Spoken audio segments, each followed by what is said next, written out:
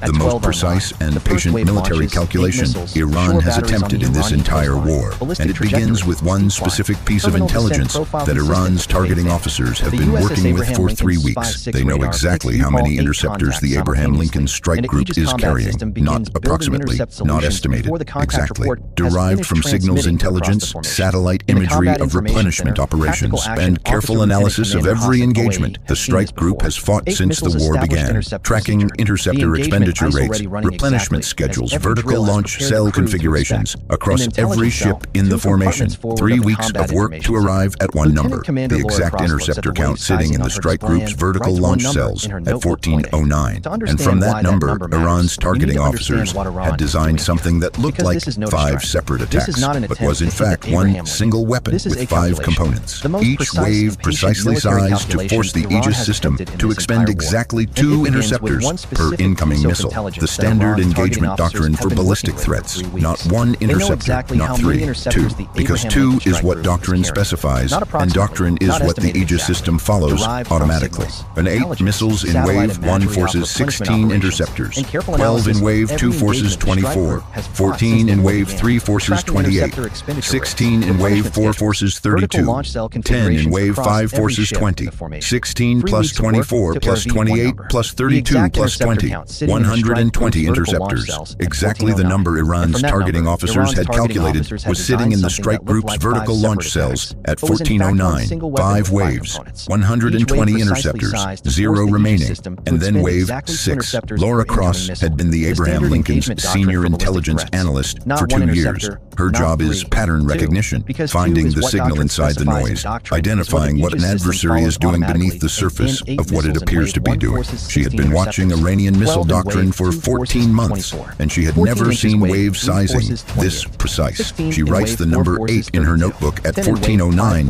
and starts a calculation she hopes she is wrong about. At 1416, Wave 2 launches 12 missiles. Cross looks at the number and writes it down. She looks at Wave 1's sizing, 8. She looks at Wave 2, 12. The ratio is not random. She starts building the pattern. The Combat Information Center defeats Wave 1 at 1418. 16 interceptors expended, every missile destroyed. The crew works the problem with the focused efficiency of professionals who have done this before. The interceptor count drops from 120 to 104, and nobody in the Combat Information Center finds that number alarming because 104 is still a lot. Cross finds it alarming. She gets on the circuit to Osei at 1419. She tells him what she thinks she is seeing. The wave sizing is too precise. Each wave appears calculated to force exactly 2 interceptors per missile. If the pattern holds across 5 waves, the magazine will hit 0 at the exact moment the last missile in Wave 5 is destroyed. Osei looks at his display. Wave 2 inbound. 12 contacts, intercept solutions running clean, everything exactly as it should be. He tells Cross he has logged her assessment and will review it when the current engagement permits. Cross closes the circuit and goes back to her notebook. She has 4 more waves to watch, and she already knows what they are going to show her. She starts working on a different problem entirely. Not the waves, not the interceptors, not the magazine count. She starts working on what comes after.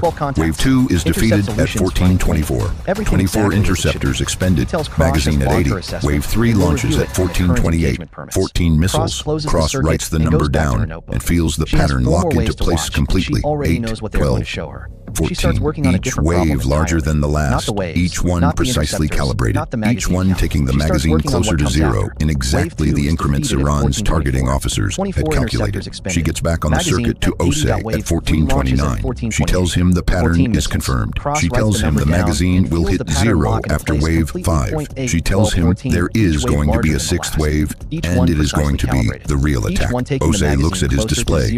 14 contacts inbound, 3 waves defeated, magazine at 80. The engagement is running perfectly. Every missile destroyed, no damage. No casualties. He tells Cross that her assessment has been noted and that current threat priorities require his full attention. She does not argue. She closes the circuit and goes back to her notebook. Wave 3 is defeated at 1433. 28 interceptors expended, magazine at 52. Cross is not watching the waves anymore. She has accepted that nobody is going to stop the engagement based on her assessment and that the magazine is is going to hit 0 after Wave 5 exactly as she calculated.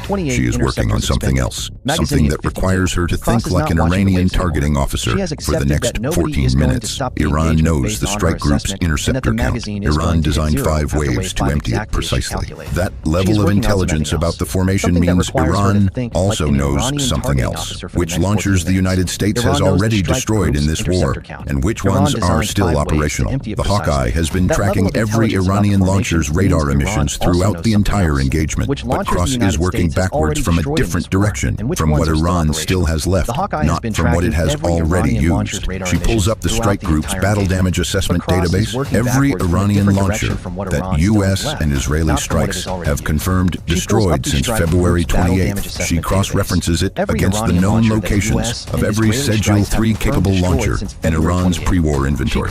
She maps the survivors. There is one, a single mobile launcher that has been moving between 3 positions in the Zagros Mountains for the past 11 days, never staying in one place long enough to be targeted, never transmitting long enough to be precisely located. It has a Sejil 3 on the rail. It has been waiting for exactly this moment. Cross has 3 possible firing positions based on its movement pattern. She cannot narrow it further without more data, but she has something else. The E-2D Hawkeye has been passively tracking every Iranian radar emission since 1409. If the Sejil 3 launcher activates its targeting radar before firing, the Hawkeye will have it in seconds. She prepares the targeting package at 1438, 2 FA-18Fs on combat air patrol at 28,000 feet, 4 GBU, 31 JDAMs, coordinates to be filled in the moment the Hawkeye gets the fix. Everything ready, waiting for one data point she doesn't have yet. Wave 4 launches at 1439, 16 missiles. Cross doesn't look up from her display. Wave 4 is defeated at 1444. 32 interceptors expended. Magazine at 20. Wave 5 launches at 1447. 10 missiles, 20 interceptors remaining. Exact. In the Combat Information Center, Ose watches the last 10 missiles appear on his display and begins the intercept sequence. 20 interceptors, 10 missiles, 2 per target. The math is clean. The engagement runs methodically.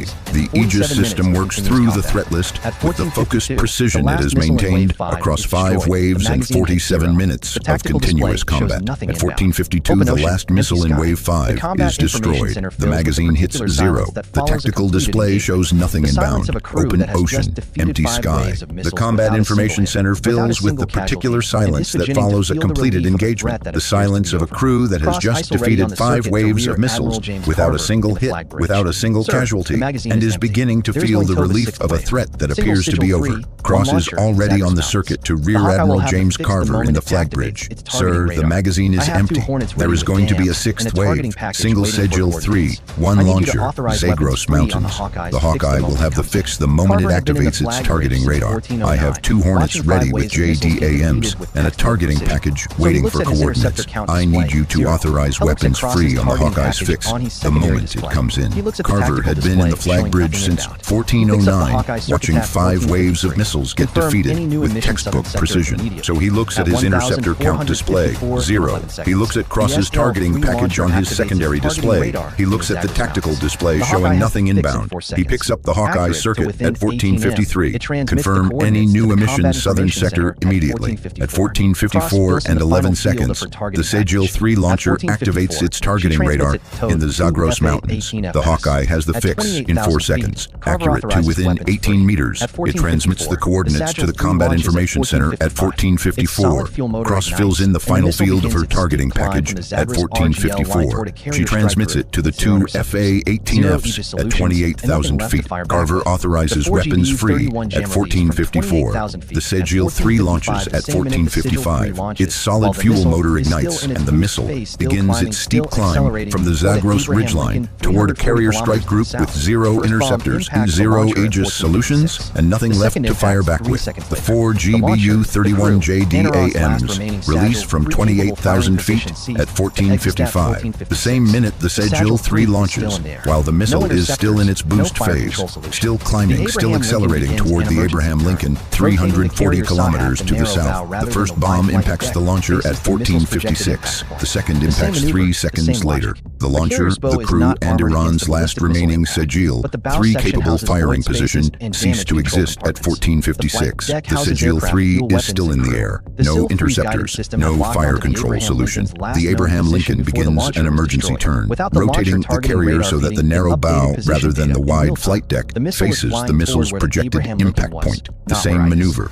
the same logic. The carrier's bow is not armored against a ballistic missile impact, but the bow section houses void spaces and damage control compartments. The flight deck houses aircraft, fuel, weapons, and crew. The Sejil 3's guidance system had locked onto the Abraham Lincoln's last known position before the launcher was destroyed. Without the launcher's targeting radar feeding it updated position data in real time, the missile is flying toward where the Abraham Lincoln was, not where it is. The carrier's emergency turn has moved its hull 340 meters from its previous position in the 60 seconds since the missile launched. The Sejil 3 impacts the Arabian Sea 220 meters off the Abraham Lincoln's starboard bow. At 1503, the warhead detonates on water impact. The explosion sends a wall of white water across the carrier's forward flight deck. The ship shudders from bow to stern hard enough to throw crew members off their feet. In compartments 300 meters from the impact point, nothing touches the hull. In the Combat Information Center, Osei stands completely still for 4 seconds. Then he picks up the circuit to cross his position. How long have you known about the 6th wave? Since wave 1, she says, since the number 8. While the Abraham Lincoln's crew processes what just happened, the E-2D Hawkeye is transmitting not one set of coordinates. Every Iranian launcher radar emission it has been passively tracking since 1409.